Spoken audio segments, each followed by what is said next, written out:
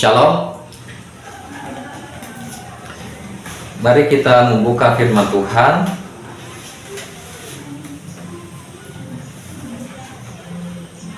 Kita buka dari kitab 1 Tesalonika pasal 4 ayat 17.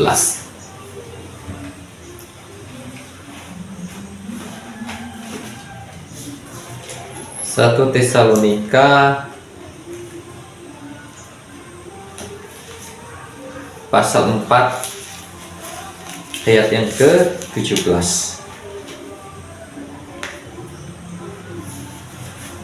Mari kita baca 1, 2, 3. Sesudah itu kita yang hidup, yang masih tinggal, akan diangkat bersama-sama dengan mereka dalam awan menyongsong Tuhan di angkasa. Demikianlah kita akan selama-lamanya bersama-sama dengan Tuhan. Dalam firman Tuhan di 1 Tesalonika pasal 4 ayat 17 berbicara tentang, yaitu di judulnya dalam Alkitab Lembaga Alkitab Indonesia, yaitu di judul di ayat yang ke-13 yang di atasnya, yaitu judulnya adalah kedatangan Tuhan. Jadi pada waktu kedatangan Tuhan di sini, ya, ini adalah berbicara kedatangan Tuhan Yesus yang kedua kali, ya, yaitu kedatangan Tuhan Yesus di akhir zaman Antikris, yaitu pada waktu peperangan di Harmagedon, ya, yang ditulis dalam kitab Wahyu, yaitu kedatangan Tuhan Yesus bersama bala tentara surgawi mengalahkan Antikris, yaitu di akhir pemerintahan Antikris. Itulah yang disebut dengan kedatangan Tuhan Yesus yang kedua kali. Pada waktu kedatangan Tuhan Yesus yang pertama kali, yaitu Tuhan Yesus datang sebagai manusia, ya, menjelma sebagai manusia, lahir di kandang domba di Bethlehem, ya, sebagai manusia yang mengalami penderitaan, yaitu harus menanggung dosa manusia, kutuk-kutuk manusia, sakit penyakit manusia, kelemahan manusia di kayu salib, ya, dikasih mahkota duri, kemudian disalibkan atau digantung di kayu salib. Tetapi pada waktu kedatangan Tuhan Yesus yang kedua kali, Tuhan Yesus datang, ya, sebagai raja yang berkuasa, yaitu raja di atas segala raja. Pada waktu Tuhan Yesus disalibkan, ada dua orang penjahat di sebelah kanan Yesus. Salah seorang penjahat yang ada di sebelah kanan Yesus, dalam kitab Lukas dikatakan sebelum dia mati dia berkata, "Yesus, kalau engkau datang kembali sebagai raja, ingatlah akan saya." Kemudian Yesus berkata kepada penjahat tersebut, "Pada hari ini juga engkau akan ada bersama-sama dengan aku di Firdaus." Nah, Firdaus itu adalah berbicara tentang langit. Langit yang ada di atas langit yang kita bisa lihat dengan mata kita, atau boleh disebut itu adalah kerajaan surga. Ya, pada hari ini juga engkau akan ada bersama-sama dengan aku di Firdaus, kata Tuhan Yesus. Artinya Tuhan Yesus memberikan keselamatan, ya, atau penjahat yang ada di samping Yesus beroleh keselamatan, ya. Tetapi penjahat lain yang ada di samping Yesus, dia tidak percaya sama Yesus dan dia juga tidak mau bertobat, bahkan dia mengolok-olok Yesus, ya.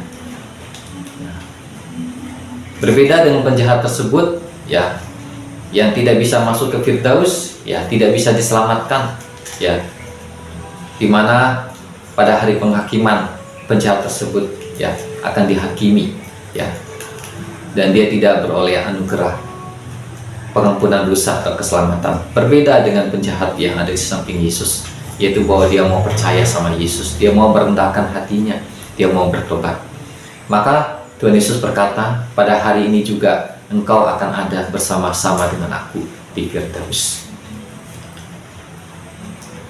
Nah, jadi penjahat tersebut percaya dan mengaku bahwa Yesus akan datang kembali, dan Yesus akan datang sebagai Raja.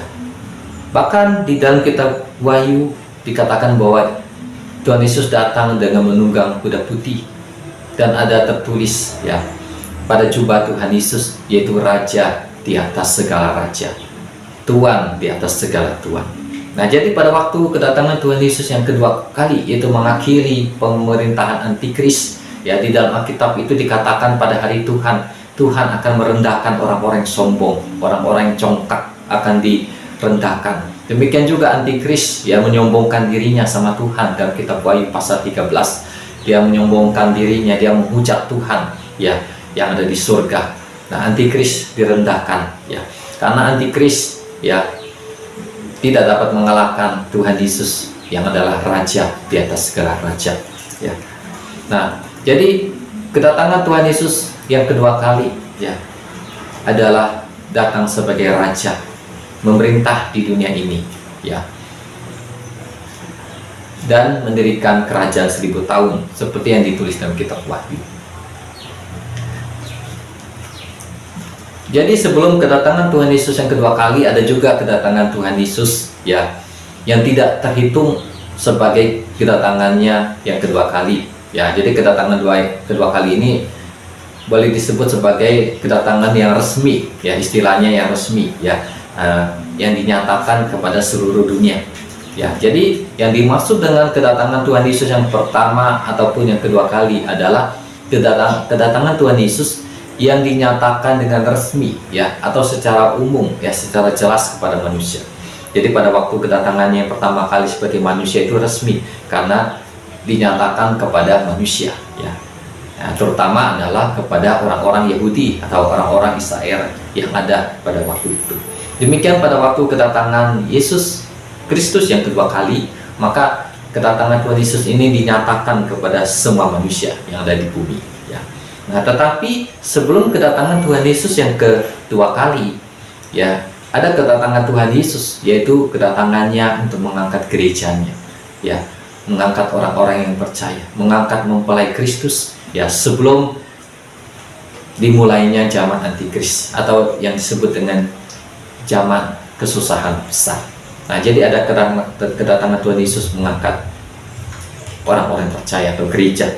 Nah, itu ditulis ya di dalam kitab Matius pasal 24 ayat 40 sampai 41. Kita baca Matius 24 ayat 40 sampai 41.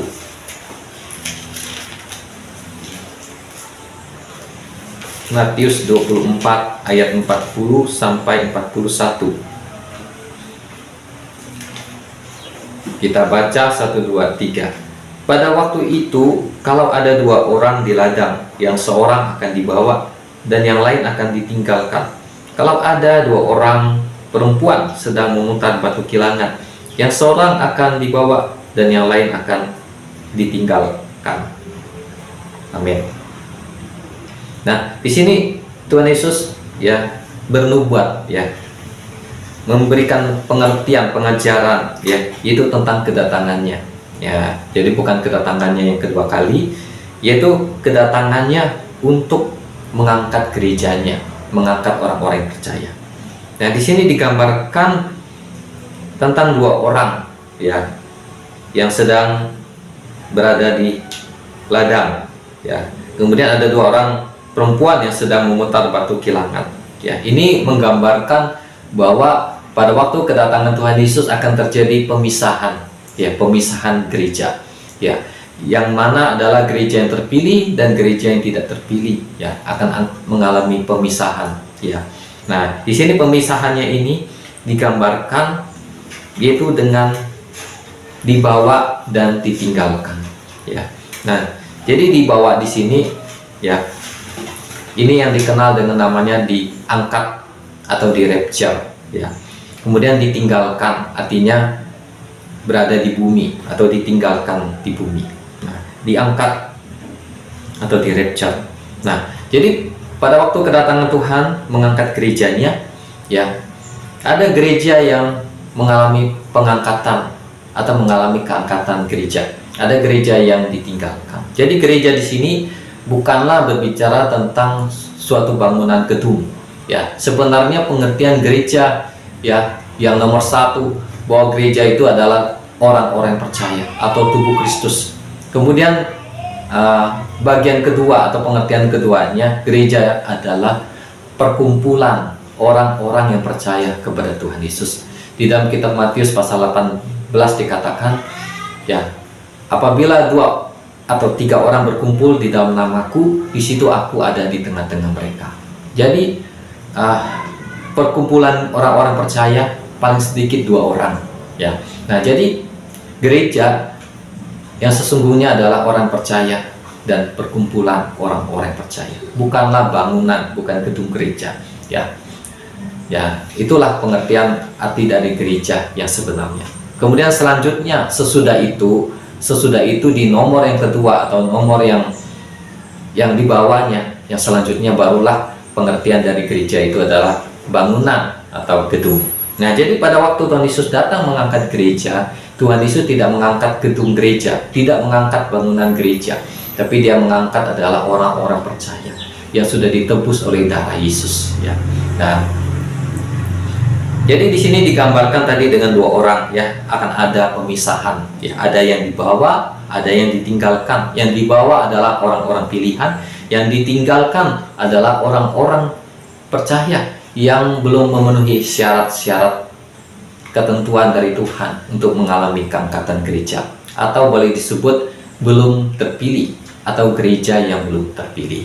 Nah, jadi gereja yang belum terpilih, gereja yang tertinggal di bumi, akan mengalami masa kesusahan besar, akan mengalami masa antikris selama 3 tahun 6 bulan, seperti yang ditulis di Alkitab, yaitu di kitab Wahyu, ya.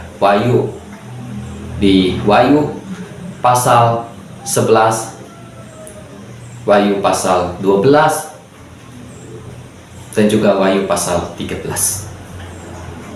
Nah, jadi di sini selain kedatangan Tuhan mengangkat gereja, Tuhan Yesus juga, ya, kalau kita lihat di dalam Alkitab dan kitab Kisah Para Rasul, pada waktu Paulus atau Saulus pada waktu itu namanya Saulus, akan mencari, menangkap, menganiaya pengikut-pengikut Yesus, ya, pada waktu perjalanan menuju Damsyik di tengah jalan, maka Tuhan Yesus itu datang, ya, menampakkan diri sama Saulus, ya, itu di tengah jalan, ya, dalam sinar yang terang, dan Saulus itu terjatuh dari kudanya, bahkan matanya tidak bisa melihat lagi, ya, karena dia melihat sinar yang terang. Nah, di situ Tuhan Yesus berbicara sama Saulus, Saulus, mengapa engkau menganiaya aku? Nah, jadi di sini Tuhan Yesus bisa datang, bisa hadir, menampakkan diri, tapi itu bukan disebut dengan kedatangan Tuhan Yesus yang kedua kali, ya, karena kedatangan Tuhan Yesus yang kedua kali itu mempunyai arti itu secara resmi, secara umum, ya, diketahui atau dilihat oleh semua manusia, ya. Nah, tetapi kedatangan Tuhan Yesus menampakkan diri sama Saulus ini hanya untuk dalam arti secara pribadi, ya. Jadi Tuhan menampakkan diri hanya untuk Saulus saja.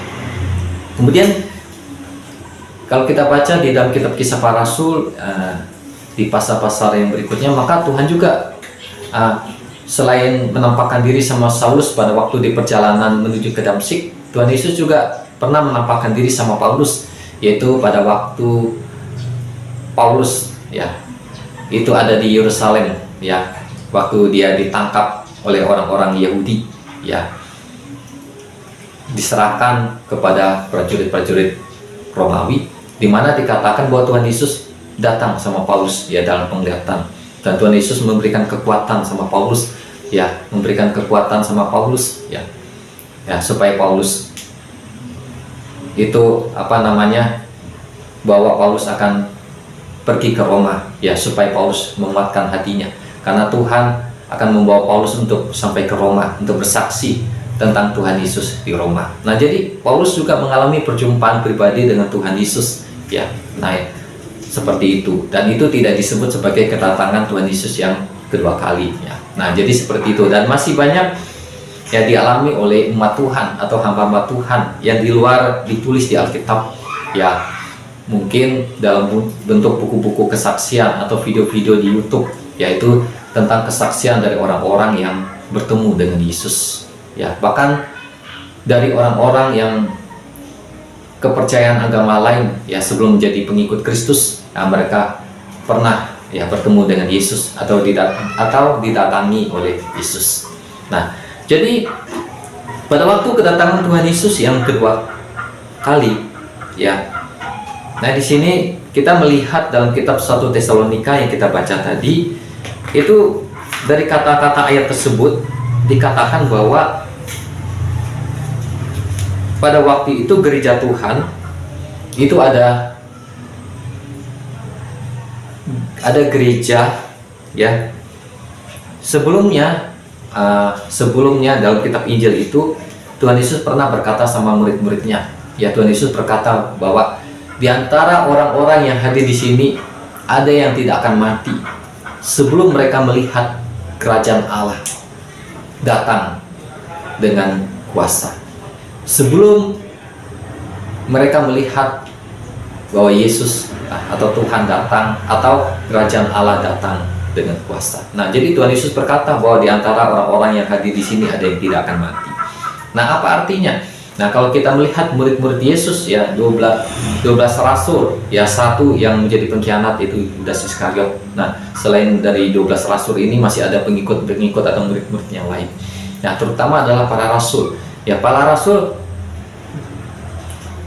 tidak hidup sampai sekarang. Nah, seperti sekarang tahun 2024, ya, karena para rasul, ya di awal permulaan gereja mereka sudah mati atau mengalami mati syahid. Nah, jadi perkataan Tuhan Yesus yang berkata di antara orang-orang yang di sini ada yang tidak akan mati sebelum melihat kerajaan Allah sudah datang atau sebelum melihat Tuhan Yesus datang, ya. Nah, apa artinya? Nah, ini mempunyai arti bahwa gereja Tuhan, yaitu orang-orang yang percaya sama Tuhan Yesus, itu akan terpelihara sampai akhir zaman, ya, terpelihara sampai kedatangan Tuhan Yesus yang kedua kali, ya. Nah, itu salah satu arti dari apa yang dikatakan oleh Yesus, karena setiap orang yang hadir di situ itu adalah orang-orang yang percaya sama Tuhan Yesus, itu adalah murid-murid Yesus, itu adalah berbicara tentang gereja Tuhan. Nah, jadi gereja Tuhan seperti yang dibuatkan oleh Tuhan Yesus ya pada waktu itu, bahwa gereja Tuhan itu akan tetap ada ya sampai kedatangannya yang kedua kali, akan tetap terpelihara. Nah, apa yang Yesus katakan itu terbukti benar, karena sampai pada hari ini tahun 2024 gereja Tuhan masih ada di Indonesia, bahkan masih ada di seluruh dunia, bahkan akan terpelihara sampai ke zaman antikris, sampai kedatangan Tuhan Yesus yang kedua kali. Nah, kalau kita melihat dalam sejarah gereja, ya pada waktu murid-murid Yesus mulai memberitakan Injil, itu di dalam kitab Kisah Para Rasul sudah ditulis bahwa terjadi penganiayaan, ya orang-orang Yahudi menghalangi pemberitaan Injil tentang Yesus Kristus, ya. Nah, juga dalam sejarah gereja, yaitu Kaisar Romawi juga menentang, bahkan ada Kaisar Romawi yang membunuh ya pengikut-pengikut Yesus, dan masih banyak hal-hal lainnya. Tetapi pemberitaan Injil ya tidak terputus, ya tidak berakhir, ya tapi tetap berlangsung bahkan sampai hari ini. Pemberitaan Injil tetap berjalan. Amin. Karena pemberitaan Injil ini, di balik pemberitaan Injil itu adalah kuasa Roh Kudus, kuasa Allah, kuasa dari Tuhan Yesus, kuasa dari Tuhan Yesus yang sudah mengalahkan iblis, ya sudah mengalahkan kerajaan maut. Nah, jadi di balik iblis berusaha untuk menganiaya, menghancurkan pekerjaan iblis, tapi di balik iblis, di atas iblis ada Tuhan Yesus yang sudah pernah mengalahkan iblis. Maka iblis tidak pernah bisa menghentikan pemberitaan Injil. Walaupun iblis membunuh para rasul, contoh 12 murid Yesus ya dengan mengalami kematian, yaitu mati syahid yang diizinkan oleh Tuhan, atau membunuh menganiaya pengikut-pengikut Yesus yang lainnya, tetapi Injil tetap diberitakan sampai pada hari ini. Amin. Nah, jadi iblis tidak pernah bisa menghalangi Tuhan Yesus, tidak pernah bisa menghalangi kuasa Tuhan ya atau kuasa Allah, ya. Jadi kuasa Tuhan Yesus, kuasa Allah selalu tetap ada di atas kuasa iblis. Ya, kita jangan sampai percaya, jangan sampai terpengaruh atau takut seolah-olah iblis itu hebat, ya, lebih hebat. Ya, mungkin iblis bisa lebih hebat dari manusia, tetapi iblis tidak bisa lebih hebat dari Tuhan Yesus. Dan iblis tidak bisa lebih hebat dari Roh Kudus, karena dalam 1 Yohanes pasal 4 ayat 4 dikatakan, roh yang ada di dalam kamu lebih besar daripada roh yang ada di dalam dunia. Nah, jadi Roh Kudus itu lebih besar daripada roh yang ada di dalam dunia. Roh apa? Ya, termasuk roh setan, roh iblis, roh Lucifer, roh kuntilanak, roh apapun namanya, ya. Itu Roh Kudus itu lebih besar daripada roh tersebut. Ya, walaupun mungkin iblis atau setan bisa berwujud dalam bentuk naga atau ular yang raksasa sebesar apapun, tapi kita ingat, kita percaya, imani firman Allah bahwa Roh Kudus, roh huruf besar itu lebih besar daripada roh huruf kecil, itu roh setan. Ya, Roh Kudus lebih besar, ya, lebih gede lagi, lebih kuat lagi. Nah, tetapi Roh Kudus itu bukan hanya berada di surga, bukan hanya melayang-layang atau terbang di langit, di angkasa, tapi firman Allah katakan Roh Kudus tinggal di dalam hati orang yang percaya kepada Tuhan Yesus. Jadi Roh Kudus berada di dalam hati orang yang percaya. Artinya orang yang percaya memiliki Roh Kudus, memiliki roh yang lebih besar daripada roh yang ada di dunia ini. Artinya orang yang percaya bisa mengalahkan iblis, bisa mengalahkan setan, ya, bersama Roh Kudus, bersama Tuhan Yesus. Nah, jadi tidak perlu takut sama iblis, karena 2000 tahun lalu di kayu salib di Golgota, Tuhan Yesus sudah mengalahkan iblis, sudah mengalahkan kuasa dosa, sudah mengalahkan kuasa maut. Amin. Nah, jadi di sini kita akan melihat bahwa pada waktu kedatangan Tuhan Yesus di dalam 1 Tesalonika pasal 4 tadi, ya, di ayat yang ke-17 itu dikatakan ada dua golongan orang-orang yang percaya sama Tuhan. Yang pertama adalah yang mati kemudian dibangkitkan di sini, ya, di ayat yang sebelumnya di 1 Tesalonika pasal 4, dan kemudian ada lagi orang percaya yang tidak mengalami kematian. Nah, di mana letak mereka? Nah, di sini dikatakan bahwa mereka berada di awan-awan. Ya, orang-orang percaya tersebut atau gereja Tuhan itu berada di awan-awan. Ya, karena di ayat 1 Tesalonika pasal 4 ayat 17 dikatakan, sesudah itu kita yang hidup. Nah, kita yang hidup di sini adalah orang-orang yang percaya sama Tuhan yang tidak mengalami kematian, ya, yang tidak dianiaya oleh antikris, yang tidak mati, ya. Nah, sesudah itu kita yang hidup, yang masih tinggal. Nah, yang hidup ini yang masih tinggal akan diangkat. Nah, akan diangkat, ya, akan naik ke kerajaan surga atau bertemu Tuhan Yesus, yang akan diangkat bersama-sama dengan mereka. Nah, mereka di sini adalah orang-orang beriman yang dibangkitkan, ya, yang mengalami kematian tetapi dibangkitkan oleh Tuhan Yesus, ya, keluar dari kuburnya, bangkit. Nah, akan diangkat bersama-sama dengan mereka dalam awan. Nah, jadi dikatakan bahwa orang yang hidup ini ada di dalam awan, ya, akan diangkat bersama-sama dengan mereka, ya. Kita yang hidup akan diangkat bersama-sama dengan mereka dalam awan. Nah, jadi orang yang percaya sama Tuhan, gereja Tuhan itu ada di awan, ya. Orang-orang yang dibangkitkan itu ada di bumi, dibangkitkan keluar dari kuburnya. Nah, kemudian akan diangkat, ya, bertemu dengan Tuhan di angkasa. Nah, orang-orang yang hidup ini dikatakan ada di awan. Artinya orang-orang di rapture, orang-orang yang mengalami keangkatan gereja Tuhan, mereka itu ada di awan-awan, yang ada di langit, yang ada di awan-awan, ya. Jadi langit ini pun ada tingkatannya, ada banyak macam-macam langit, ya, ada tingkatannya, ya. Nah, jadi berada di awan, ya, kemudian menyongsong Tuhan di angkasa, bertemu dengan Tuhan di angkasa. Apa tujuannya? Nah, nanti kalau dihubungkan dengan kitab Wahyu, itu akan mengikuti perjamuan kawin anak domba Allah, ya, akan pesta perkawinan anak domba Allah di kerajaan surga, yaitu sesudah antikris dikalahkan. Nah, kemudian berapa hari pesta perkawinan anak domba ada di dalam kitab Wahyu dan kitab Daniel? 1335 hari dikurang 1260 hari sama dengan 75 hari. Nah, jadi pesta perkawinan anak domba di kerajaan surga 75 hari. Sesudah pesta perkawinan anak domba selama 75 hari, maka Tuhan Yesus, gereja Tuhan yang berpesta di kerajaan surga akan turun dan kemudian akan mendirikan kerajaan 1000 tahun, ya. Nah, maka akan dimulai kerajaan 1000 tahun di bumi, ya. Nah, kadang-kadang disebut dengan kerajaan milenium, ya, kerajaan 1000 tahun. Nah, jadi orang-orang percaya, orang-orang beriman ini yang mengikuti pesta perkawinan di kerajaan surga, ketika mereka turun, mereka akan diberikan sama Tuhan, ya, kedudukan-kedudukan, ya, pangkat-pangkat, jabatan, pekerjaan-pekerjaan, ya, untuk melayani, ya, untuk memerintah bersama dengan Tuhan Yesus di kerajaan 1000 tahun. Jadi di sini kita akan melihat bahwa orang-orang yang diangkat oleh Tuhan seperti yang kita udah baca tadi dalam Matius pasal 24 ayat 40 41, yaitu yang ada di ladang yang sedang menyilang, ya, perempuan yang sedang menyilang. Pada waktu mereka diangkat, mereka di bawah Tuhan itu berada di awan-awan, ya. Nah, berada di langit, di awan-awan. Nah, kita akan melihat juga sebelum hal-hal ini di dalam Alkitab itu ada orang-orang yang tidak mengalami kematian, yaitu orang-orang yang diangkat oleh Tuhan. Itu di dalam kitab Kejadian pasal 5 ayat 24 dan Ibrani pasal 11 ayat 5, yaitu tentang Henok, itu keturunan ke-7 dari Adam.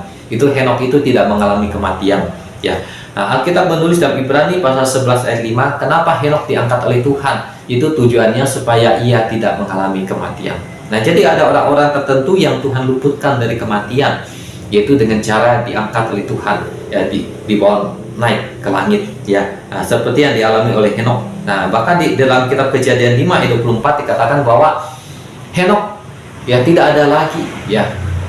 Dia tidak ditemukan lagi, ya. Orang-orang mencari Henok, mana Henok? Ya, mungkin orang tadi berpikir Henok itu tersesat, ya, tersesat di hutan atau tersesat di mana, atau mungkin orang berpikir mungkin Henok tiba-tiba mati di jalan, tiba-tiba mati di hutan, ya. Jadi orang-orang mencari Henok, ya, dia tidak ditemukan lagi, ya. Ternyata Henok bukan mati atau jatuh ke jurang atau hilang begitu saja, tetapi Henok itu sudah diangkat oleh Tuhan. Maka Alkitab menulis dan Henok itu dia tidak ditemukan oleh orang, ya. Kejadian 5 ayat 24, ya. Ibrani 11 ayat 5. Jadi Henok itu diangkat oleh Tuhan, ya. Dia hidup ke surga, ya, tidak mengalami kematian. Dan kemudian sesudah Henok, ya, ada juga orang-orang beriman lainnya yang mengalami keangkatan yang ditulis oleh Alkitab, yaitu adalah Nabi Elia. Dalam 2 Raja-Raja pasal 2 ayat 1 dan ayat 11 itu dikatakan bahwa Elia itu diangkat oleh Tuhan, yaitu dengan ada kereta berapi, ya, yang datang, ya, dalam angin, ya, angin yang kencang atau disebut angin ribut, ya, angin yang kencang datang, ya, kereta, ya. Jadi di angin yang ribut itu atau angin kencang itu ada kereta, itu kereta kuda berapi, ya. Dan kemudian Elia dia dibawa masuk ke dalam kereta itu dan diangkat naik.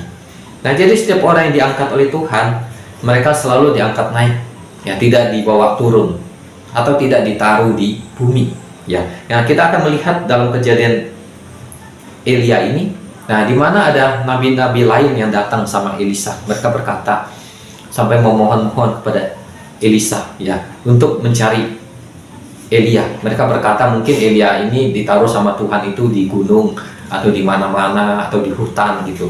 Tapi Elisa berkata nggak ada, nggak usah dicari, ya, Elia itu tidak ada. Tapi mereka mendesak Elisa, ya. Akhirnya Elisa izinkan mereka untuk mencari Elia. Jadi mereka cari Elia kemana-mana. Nah, seperti yang dialami dulu oleh Henok, ya, dimana dulu orang mencari Henok kemana-mana. Kok Henok itu hilang? Kemana Henok? Dicari-cari, ya, tidak ditemukan. Nah, demikian orang-orang ini mencari Elia, ya, ke hutan, ke bukit, ya, atau ke gunung, ya. Pokoknya cari-carilah kemana-mana gitu. Nah, tapi tidak ada, karena memang Elia sudah tidak ada di bumi, ya. Dia sudah diangkat naik, ya, sudah dibawa ke langit oleh Tuhan. Nah, demikian yang dialami oleh Henok dan Elia. Demikian juga yang dialami oleh gereja Tuhan. Pada waktu Tuhan Yesus mengangkat gerejanya naik, dia pasti dibawa naik ke langit. Karena itu dalam 1 Tesalonika pasal 4 dikatakan bahwa orang-orang percaya itu berada di awan-awan, ya, tinggal di awan-awan. Nah, itu yang tadi kita baca adalah Alkitab terjemahan baru. Nah, tapi Alkitab Indonesia terjemahan lama juga dalam kata-katanya itu, kalau kita pelajari itu menulis bahwa orang-orang yang percaya atau gereja Tuhan itu ada di awan-awan, Nah, jadi apabila gereja Tuhan ada di awan-awan, maka dia akan aman, ya, dia akan terlindung dari pekerjaan antikris di bumi. Karena di dalam kitab Wahyu dikatakan, ya, sebelum dimulainya zaman antikris, bahkan sebelum gereja itu diangkat oleh Tuhan, itu iblis itu jatuh dari langit bersama malaikat-malaikat, karena mereka kalah dalam peperangan di surga melawan Mikael dan malaikat-malaikat yang ada di surga. Nah, kemudian kitab Wahyu menulis bahwa celakalah bumi, celakalah darat, celakalah laut, karena iblis sudah jatuh, ya, jatuh dengan kemarahannya yang besar, karena dia tahu bahwa waktunya sudah singkat. Nah, jadi cara Tuhan untuk menyelamatkan gerejanya, untuk mengamankan gerejanya, yaitu dia harus dibawa naik dari bumi, dan dia harus dibawa dan ditaruh ke langit-langit, ya, seperti yang dialami oleh Henokh dan Elia. Nah, jadi ada di langit. Nah, jadi pada waktu gereja Tuhan diangkat oleh Tuhan, ya, maka mereka akan berada di awan-awan selama 3,5 tahun, ya, selama berlangsungnya zaman antikris, ya, gereja Tuhan yang terpilih ada di awan-awan, ya. Nah, dikatakan di dalam kitab Wahyu itu, Wahyu pasal 12 ayat 6 dan ayat 14 itu dikatakan bahwa perempuan itu dibawa ke padang gurun, ya. Tidak ditulis awan-awan. Kenapa? Karena kitab Wahyu itu selalu banyak berbicara tentang alegori atau gambaran-gambaran atau kiasan-kiasan, atau boleh disebut seperti mimpi, ya, seperti bermimpi, ya, tentang sesuatu, ya, kemudian sesuatu itu harus diartikan. Nah, demikian kitab Wahyu itu banyak berbicara tentang alegori. Kalau dia bilang perempuan itu dibawa ke padang gurun, bukan berarti satu orang perempuan, nah, tapi itu berbicara tentang gereja Tuhan, ya, untuk banyak orang, ya, tetapi hanya digambarkan tentang satu orang perempuan, ya. Nah, jadi itu contoh bahwa kitab Wahyu itu banyak berbicara tentang alegori, kiasan. Nah, demikian juga bahwa perempuan itu diberikan sayap dari burung nasa yang besar, ya, atau burung Raja Wali. Nah, bukan berarti perempuan ini tiba-tiba ada sayap, bukan, ya, itu hanya gambaran aja. Nah, kemudian perempuan itu dibawa ke padang gurun, ya, bukan berarti dibawa ke padang gurun atau padang pasir yang ada di bumi, yang ada di Timur Tengah, bukan seperti itu, tapi itu berbicara tentang langit atau awan-awan, ya, yang ada di atas bumi, ya, bahkan yang di atas lagi dari langit ini, yang bisa kita lihat dengan mata kita, awan-awan, ya, di atasnya lagi. Nah, jadi disitulah gereja Tuhan itu ditaruh oleh Tuhan, ya, orang-orang percaya itu ditaruh oleh Tuhan, ya, selama berlangsung zamannya antikris. Nah, sekarang pertanyaannya, pada waktu gereja Tuhan itu diangkat oleh Tuhan, ya, apakah tubuh mereka itu berubah? Apakah masih seperti tubuh ini, ataukah tubuhnya diubah oleh Tuhan, ya, sehingga dia mengalami keangkatan atau berada di awan-awan itu, tubuhnya sudah berubah, atau boleh disebut seperti tubuh Tuhan Yesus, tubuh kemuliaan.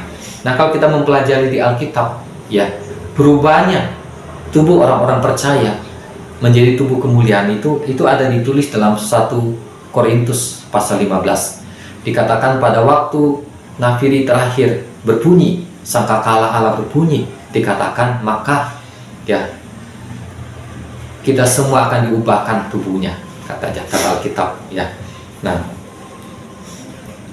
jadi pada waktu keangkatan gereja Tuhan sebenarnya belumlah sampai kepada tahap, yaitu tahap kepada tubuh yang sempurna, tubuh kemuliaan, ya. Jadi belum sampai kepada tahap itu, tetapi tahapnya adalah mengalami penyingkiran, ya, mengalami keselamatan, yaitu tidak mengalami zaman antikris, ya, ditaruh di awan-awan. Nah, kalau kita melihat hubungan hal ini, ya, jadi kalau kita melihat itu, Alkitab menulis itu 2 orang yang mengalami keangkatan, yaitu Henokh, dan kedua adalah Elia di Perjanjian Lama. Nah, tetapi ada sesuatu hal misteri, itu rahasia di Alkitab, ya, yang masih banyak tidak diketahui oleh manusia, yaitu rahasia kehidupan Musa, yaitu seorang hamba Tuhan yang besar, ya, seorang nabi yang besar. Itu namanya adalah Musa. karena Musa itu adalah seorang tokoh yang membawa hukum Taurat, ya, di mana hukum Taurat ini dipegang oleh manusia, terutama oleh orang Yahudi, orang Israel. Jadi Musa ini adalah tokoh yang membawa hukum Taurat. Ya, hukum Taurat ini dipakai di seluruh Israel, bahkan dipakai oleh bangsa-bangsa yang ada di dunia. Nah, ada seorang tokoh, ya, atau manusia yang dipakai Tuhan untuk membawakan hukum Taurat ke dunia ini, yaitu namanya adalah Musa, Nabi Musa. Ya, nah kita melihat dalam kitab Ulangan yang pasal yang terakhir itu dikatakan bahwa Musa itu meninggal mati di Gunung Nebo. Ya, nah, dikatakan pada waktu Musa itu mati itu tidak ada seorang pun yang tahu di mana mayat Musa. Bahkan Yosua, ya, orang yang dekat dengan Musa, pelayannya Musa, kemana Musa pergi itu Yosua selalu ikut.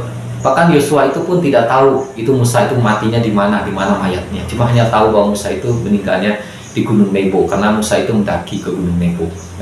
Nah, sesudah Musa mendaki ke Gunung Nebo itu Musa tidak turun-turun lagi. Nah, di situ Alkitab menulis bahwa Musa itu mati, ya, di Gunung Nebo, itu pada waktu berumur 120 tahun. Nah, kemudian ada ditulis lagi tentang kematian Musa itu dalam kitab Yudas, itu dikatakan bahwa penghulu malaikat yaitu Mikael itu berselisih sama Lucifer, sama iblis, yaitu tentang mayatnya Musa, di mana Mikael berkata sama Lucifer sama iblis yang ditulis dalam kitab Yudas itu, Mikael berkata, kiranya Tuhan menghardik engkau, ya, kata Mikael sama iblis, sama Lucifer. Nah, jadi dulunya Mikael sama Lucifer itu adalah teman baik. Ya, dahulunya sebelum Lucifer, sebelum iblis itu berbuat dosa, dulunya iblis itu adalah malaikat Tuhan yang ada di surga, malaikat Tuhan yang baik, ya. Tapi suatu saat iblis atau Lucifer, ya, timbul di dalam keinginan hatinya, dia ingin seperti Tuhan, timbul kesombongan dalam dirinya, ya, dia ingin disembah seperti Tuhan, ingin seperti Tuhan. Jadi dahulu Mikael sama iblis itu, sama Lucifer itu adalah teman yang baik, sahabat, ya, teman yang baik. Tetapi si Lucifer, ya, terjatuh ke dalam dosa, sombong, ingin seperti Tuhan, sehingga dilemparkan, ya, dari surga, ya. Nah, sehingga terjatuh dari surga, ya. Nah, seperti itu, ya. Kemudian diturunkan ke bawah, ya, terjatuh dari surga. Jadi di dalam kitab Yudas itu dikatakan bahwa Mikael itu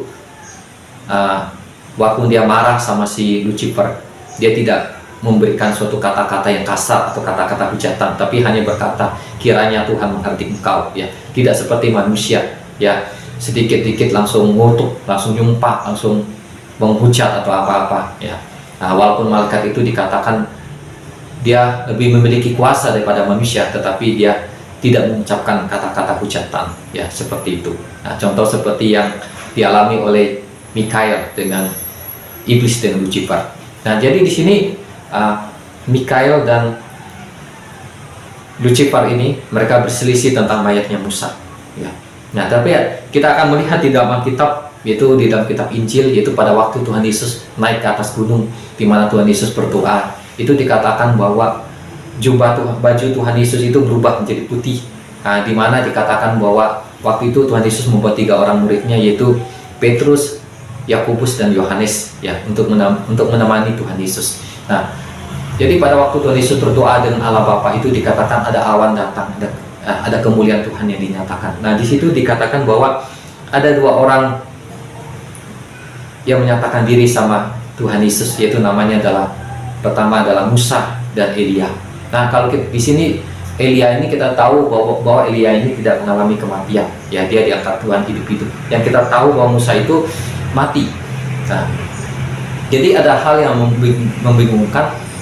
Jadi Musa itu menampakkan diri sama Tuhan Yesus itu dalam bentuk roh, ya, atau apa gitu, ya. Kalau Musa itu, kalau Elia kan dia tidak mati, artinya dia masih punya tubuh daging, tubuh jasmani ini. Nah, tapi kalau Musa kan mati, berarti dia tubuh roh. Nah, ini ada suatu hal yang aneh, ya. Nah, tapi di sini Petrus itu bisa melihat, ya, melihat Elia dan melihat Musa. Kemudian Petrus itu berkata, Tuhan, ya, bagaimana kami bikin 3 kemah atau 3 tenda, ya, untuk engkau, untuk Musa, dan untuk Elia, nah, kata Petrus, ya. Nah, jadi di sini kalau kita melihat, ternyata Musa ini disamakan dengan Elia, yaitu tubuhnya disamakan dengan Elia, yaitu bukan dengan tubuh roh, ya, dia menampakkan diri, tapi seperti tubuh Elia. Nah, jadi kalau kita menyimpulkan di sini bahwa sebenarnya Musa itu memang dia mengalami kematian ya, karena dahulu Musa pernah tidak taat sama Tuhan ya, walaupun bukan kesalahan yang besar ya, pernah tidak taat sama Tuhan.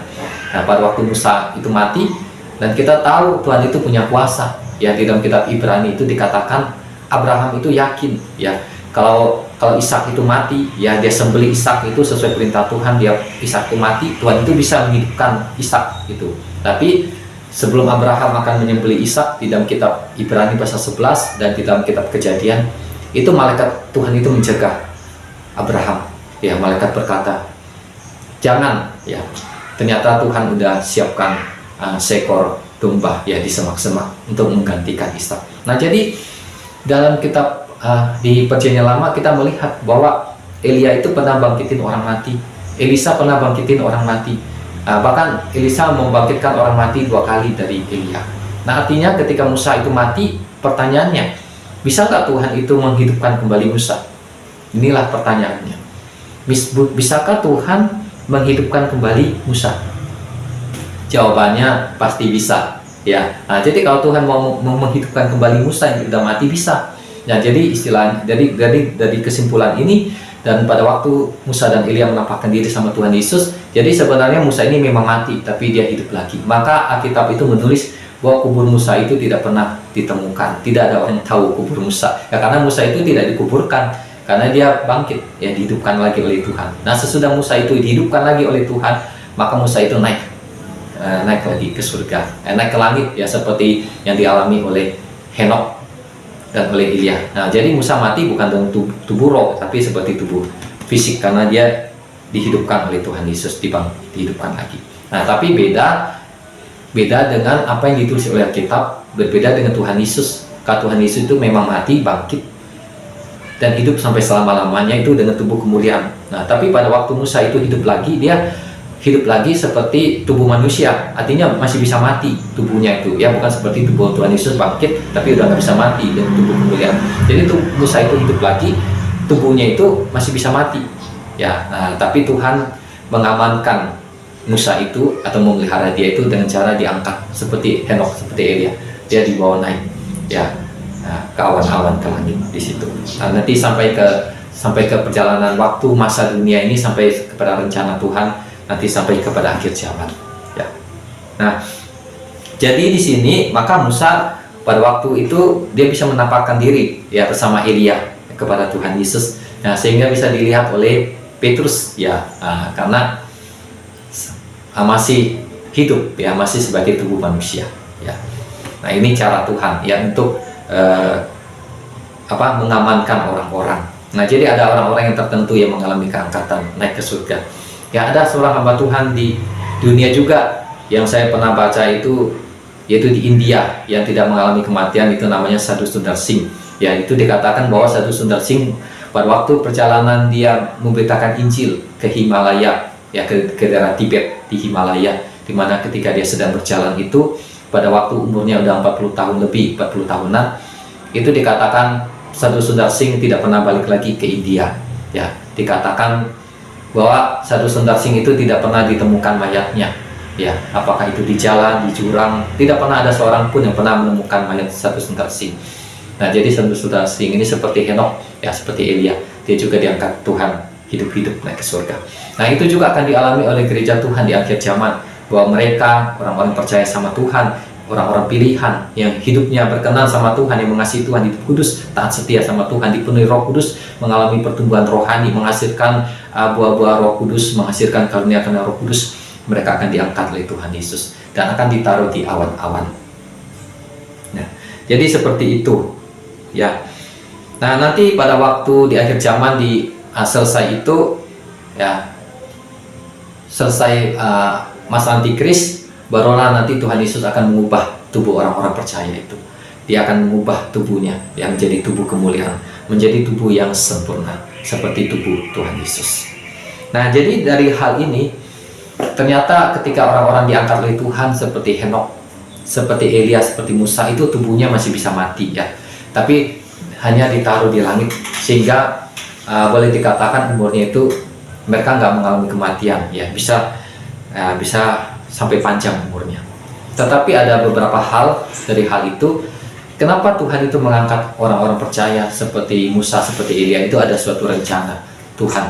Nah, kita akan melihat itu di dalam kitab Wahyu pasal 11. Itu di dalam Wahyu pasal 11 itu ada dua saksi Allah yang turun pada zaman Antikris. Itu mereka akan melawan Antikris, akan menentang Antikris. Nah, dikatakan yang dilakukan oleh kedua saksi itu bahwa mereka itu bisa mengubah air menjadi darah, ya. Mereka itu bisa mendatangkan bencana-bencana, ya, seperti itu, ya. Dan mereka juga bisa menutup langit supaya tidak turun hujan ketika mereka sedang bernubuat, ya, ketika mereka sedang menyampaikan perkataan-perkataan Tuhan, ya, di zaman Antikris. Nah, jadi dari dua nabi ini, dua orang ini, atau balik dua saksi ini, banyak orang menafsirkan itu adalah Musa dan Elia, ya. Kadang ada orang menafsirkan itu bukan Musa, karena Musa itu mengalami kematian. Itu adalah Henokh, karena Henokh itu tidak mati, diangkat Tuhan hidup-hidup. Nah, sampai di situ batasan pengertian, ya, yaitu Henokh dan Elia. Nah, tetapi kalau Musa itu diangkat hidup-hidup seperti Henokh, maka yang tepat itu adalah Musa dan Elia. Karena dilihat dari pekerjaannya itu, Musa itu bisa mengubah air menjadi darah, ya, seperti kita baca dalam kitab Perjanjian Lama itu, waktu di Mesir itu Musa itu tongkat Musa atau Musa dipakai Tuhan, ya, air itu bisa menjadi darah. Nah, jadi pada waktu zaman Antikris dalam Wahyu pasal 11, kedua saksi itu adalah berbicara tentang Musa dan Elia. Nah, karena Musa itu udah diangkat Tuhan sama Elia, mereka turun lagi, ya, untuk berkhotbah, ya. Supaya apa? Apa tujuannya? Kenapa Musa dan Elia turun lagi, ya, di zaman Antikris? Nah, ada salah satu rencana Tuhan, yaitu supaya bangsa Israel bertobat, ya. Karena bangsa Israel itu adalah umat pilihan Tuhan, yang dipilih Tuhan, ya, di Perjanjian Lama, ya, adalah keturunan Abraham yang dipilih oleh Tuhan. Nah, jadi pada masa ini sekarang bangsa Israel banyak yang belum percaya sama Tuhan Yesus, ya. Mereka masih berpegang pada hukum Taurat, mereka masih mengagung-agungkan Musa, ya. Karena itu kenapa di Alkitab itu Musa itu tidak ditulis di mana mayatnya, atau Musa itu tidak ditulis diangkat seperti Elia diangkat naik-naik ke surga.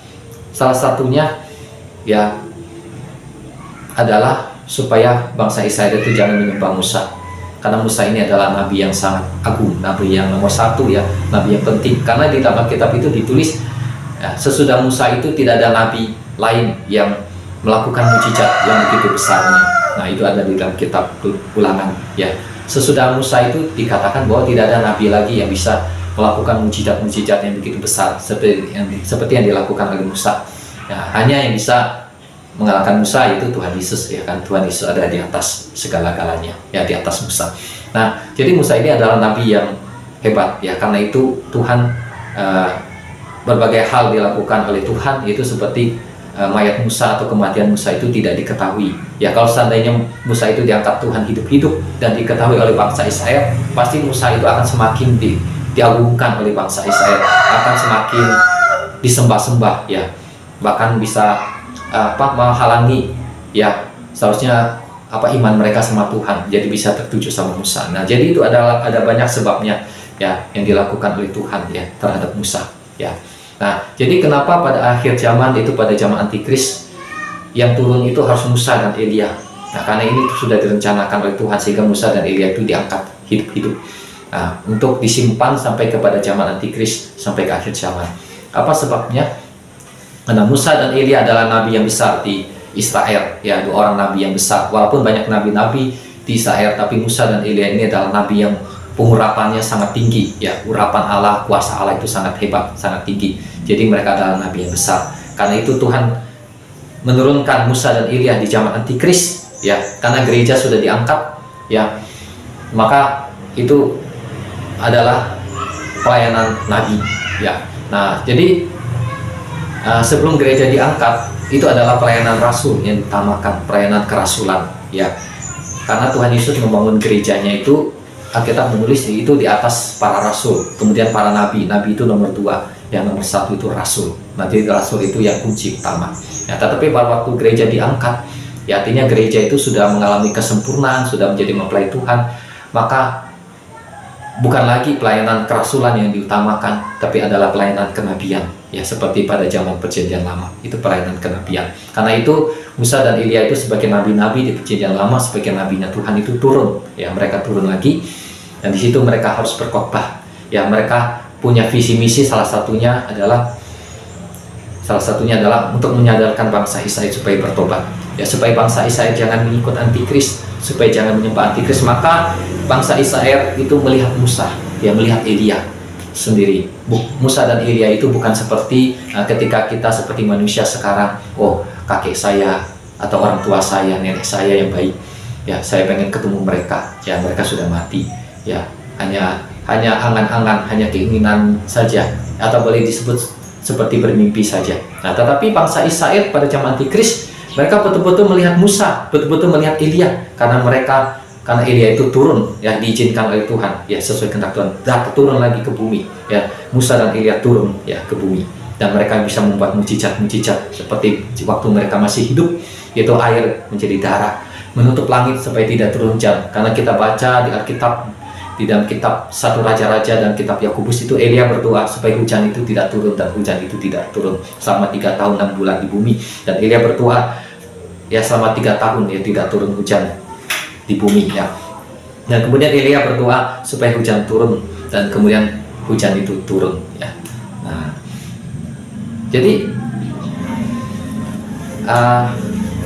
Elia berdoa selama 3 tahun, ya, supaya hujan itu tidak turun, Kemudian Elia berdoa supaya hujan itu turun, ya. Nah, jadi ada sekitar 3 tahun, ya, Elia berdoa supaya hujan tidak turun.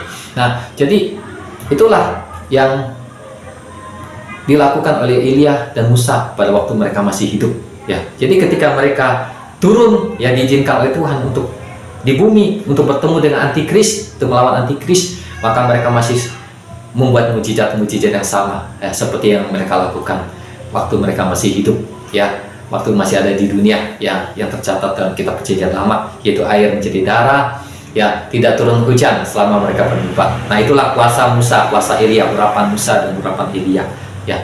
Nah, salah satunya adalah supaya bangsa Israel bertobat, ya, supaya bangsa Israel itu jangan keras kepala. Karena kita menulis bahwa bangsa Israel itu adalah bangsa yang keras kepala, bangsa yang tegak tengkuk, ya. Jadi susah dinasehati, susah berubah, susah bertobat. Jadi sampai Tuhan itu sangat mengasihi bangsa Israel, sudah mendatangkan Yesus datang ke dunia, bangsa Israel pun tetap tidak mau percaya sama Yesus, ya, tidak mau percaya sama Injil. Akhirnya udah Tuhan pakai cara lain lagi, yaitu Tuhan datangkan lagi Musa dan Elia, ya. Karena Musa dan Elia itu nggak mati, ya, diangkat Tuhan hidup-hidup. Turunkan lagi Musa dan Elia di akhir zaman, ya. Karena gereja sudah sempurna, sudah diangkat oleh Tuhan, maka pelayanan Musa dan Elia.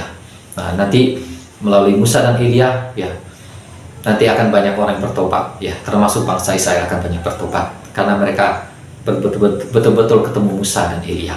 Nah, itulah salah satu sebab kenapa Tuhan mengangkat Musa dan Elia ke surga, kenapa Musa dan Elia harus turun, ya, di zaman antikris, ya. Nah, ini ada ditulis di Alkitab. Maka kita harus pelajari Alkitab itu dengan sungguh-sungguh, tidak bisa dipahami dengan hikmat manusia, harus dipahami dengan pewahyuan, pengurapan karunia dari Roh Kudus.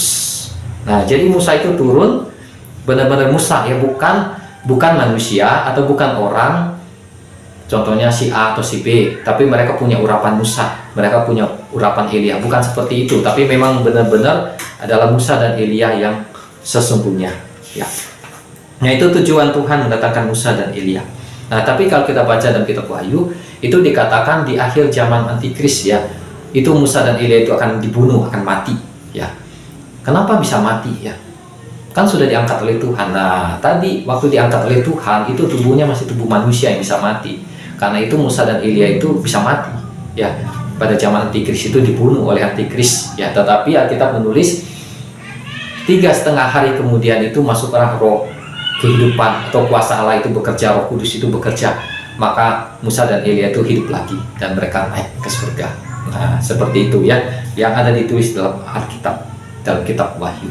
Nah, jadi gereja Tuhan diangkat oleh Tuhan, itu ditaruh oleh Tuhan di awan-awan, ya, itu ditulis oleh Alkitab. Nah, nanti tubuh orang-orang percaya sama Tuhan Yesus yang diangkat oleh Tuhan di awan-awan, nanti ya di akhir zaman ya tubuh mereka nanti akan diubah oleh Tuhan Yesus menjadi tubuh yang sempurna seperti tubuh Tuhan Yesus. Demikian firman Tuhan. Tuhan Yesus memberkati. Amin.